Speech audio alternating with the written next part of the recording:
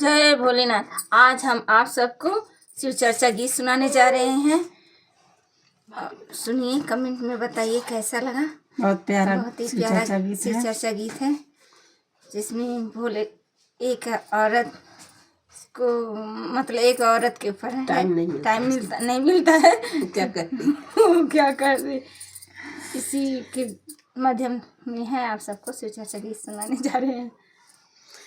दिनवा बीतवलू काम धंधा में, रतिया बीतवलू निदिया में। दिनवा बीतवलू काम धंधा में, रतिया बीतवलू निदिया में।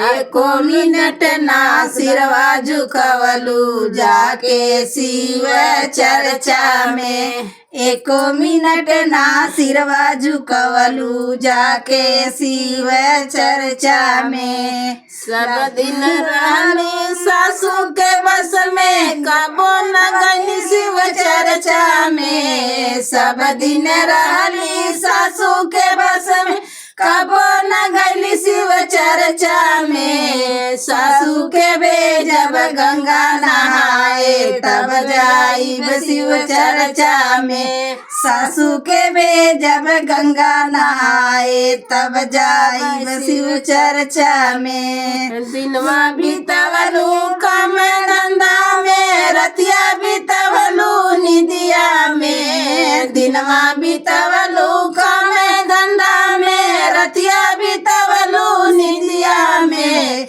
एको मिनट ना ससवा झुकवलू जाके शिव चर्चा में। एको मिनट ना सिरवा झुकवलू जाके शिव चर्चा में। सब दिन रहली सैया के बस में, कबो न गई शिव चर्चा में। सब दिन रहली सैया के बस में, कबो न गई शिव चर्चा में। सैया के भेजब दिल्ली कमाए, तब जाइब शिव चर्चा में। सैया के भेजब दिल्ली कमाए, तब जाइब शिव चर्चा में। सैया दिनवा बीतवलू काम धंधा में, रतिया बीतवलू निदिया में। दिनवा बीतवलू काम धंधा में, रतिया बीतवलू निदिया में। एको मिनट ना सिरवा झुकवलू जाके शिव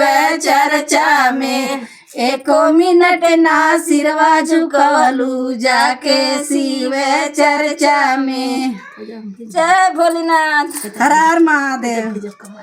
हम भेजब कमाल किया ठीक बा। अब तक जाइब हम।